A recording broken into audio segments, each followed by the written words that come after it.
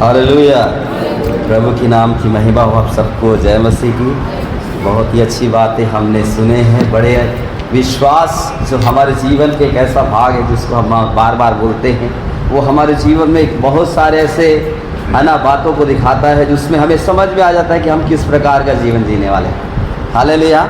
विश्वास तो कई प्रकार के हैं, लेकिन विश्वास जो सच्चा विश्वास है वो प्रभु यीशु मसीह में होने से है। हालेलुया।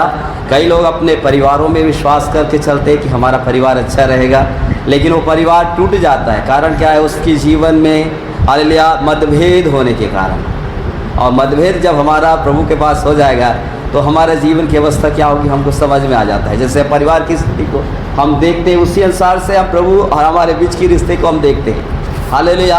जब ये बातें हम समझ रहे हैं तो जाहिर सी बात है कि वो आत्मिक बातों को जानने के लिए हमारे जीवन में परमेश्वर ने एक सुंदर समय दिया है। यदि हम उस विषय में अपने जीवन को तैयार करते हैं तो आने वाला दिनों में हमें किसी बात की चिंता करने की ज़रूरत नहीं होगी। हालेलुया। क्योंकि हम जानते हैं कि हमारा चिंता करने वाला एक है जो हमारे लिए हमारे ऊपर अपनी दृष्टि लगाए रहता है और हम पर अपनी नज़रों के द्वारा हमें देखते रहता है कि हम किस प्रकार के परमेश्वर के वचन के अनुसार अपने जीवन को, अपने मन को बनाए रखे हुए हैं। हालेलुया। मेरे साथ निकालेंगे याकूब की किताब 5 अध्याय उसका 7 और 8 में हम पढ़ते हैं। वहाँ पर कहता है, इसलिए हे भाइयों, प्रभु के आगमन तक धीरज धरो। देखो, किसान पृथ्वी की बहुमूल्य फसल की आशा रखता हुआ प्रथम और अंतिम वर्षा होने तक धीरज धरता है।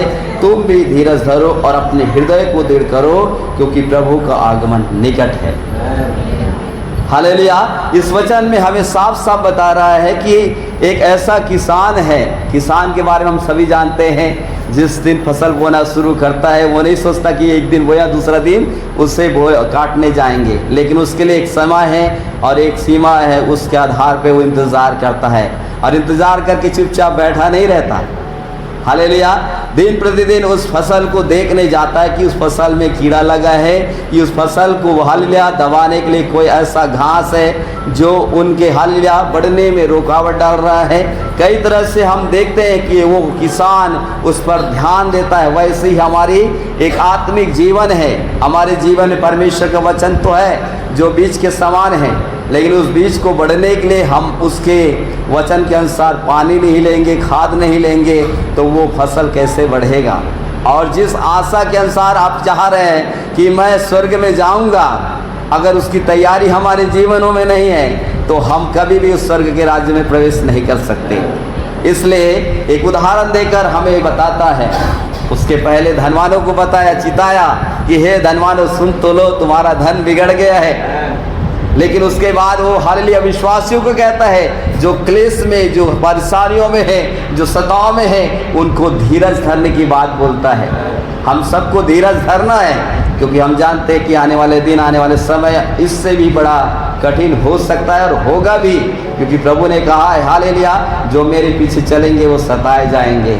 इसलिए हमारा जीवन जो है कठिनाइयों से भरा हुआ है, लेकिन उस कठिनाइयों को न देखते हुए हमें प्रभु की ओर देखना है, प्रभु के वचन को लेकर चलना है, ताकि उस कठिनाई में, इसलिए कहता है कि परीक्षा का दिन आएगा। परीक्षा का दिन आने का इंतज़ार मत करो, इंतज़ार उस बात का करो कि प्रभु में हम बनकर उसके आने वाले परीक्षा में हम हालेलुया अपने आप को तैयार कर ले, ताकि परीक्षा हम पर हावी न हो, हम परीक्षा में पास हो जाए। हालेलुया। ये हमारे जीवन का एक ऐसा मूल्य है जिसके द्वारा परमेश्वर हमसे चाहता है कि जो जीवन हमें दिया है वो साधारण नहीं है। जो हमें परमेश्वर ने राज्य में बुलाया है उसका बुलाहट साधारण नहीं है, क्योंकि परमेश्वर ने हमें मोल लेकर बुलाया है। और अब हालेलुया में अपने वचन के अनुसार हम पढ़ते हैं कि उसने हमारे लिए कीमत चुकाई है। हालेलुया। उस कीमत, उस बहुमूल्य हालेलुया बातों को हमें जानना है कि परमेश्वर ने जो बातें हमारे लिए कही है, प्रभु यीशु मसीह ने हमारे लिए रास्ता तैयार किया है, हमें उसमें चलना है। हालेलुया। एक ऑटो भरा डगर है जिस पे हमें चलना, कभी गिरना फिर उठना, कभी संभलना। हालेलुया। ये हमारे लिए परमेश्वर कई बातें कहता है। मैं कुछ बातों को कहूँगा। कठिनाइयाँ, हालेलुया, कठिनाइयों में शिकायत करने के बजाय हमें धीरज धरना है।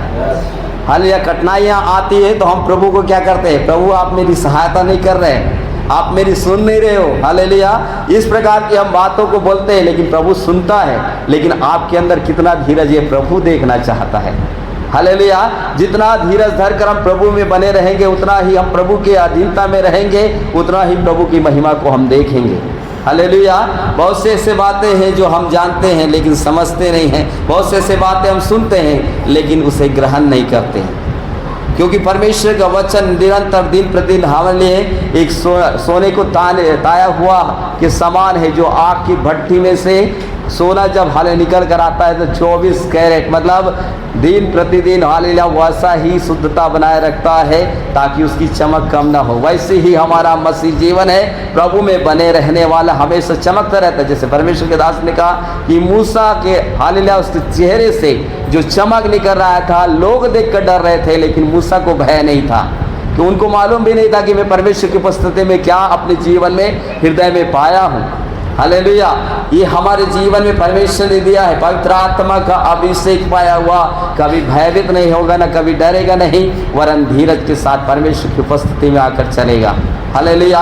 ये धीरज हमारे जीवन में एक ऐसी बात को बताता है प्रियो, जिसके द्वारा हम परमेश्वर में निरंतर बने रह सकते हैं। ये धीरज ऐसे एक बात है जो परिस्थितियों को देखकर भागने वाला नहीं, वरन उसका सामना करने वाला हमको बनाता है।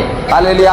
हम हर एक बातों को जानते हैं लेकिन हमारे जीवन में परमेश्वर उससे बढ़कर हमारे लिए जानता है। इसलिए वचन तो बहुत सारे हैं, बोलना बहुत है, बस समय कम है, लेकिन इतना ही बात पे कहकर आप सबके सामने हालेलुया इस बातों को रखता हूँ। प्रभु आप सबको इस वचनों के द्वारा बहुत आशीष करे।